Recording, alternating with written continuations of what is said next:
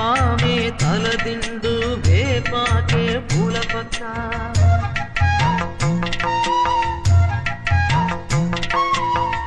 తల్లి శయనిస్తే జోలాలి పాడేబిడ్డ ఎన్ని నాళ్ళ పుణ్యమో ఈ వరం దొరికెనే ఆనందం పొంగెనమ్మా వెల్లువల్ల కన్నుల దేవి మహాదేవి ఏ సేవ చేయగలనే పాదం నీ పాదం సర్వదోషాలు తొలగించునే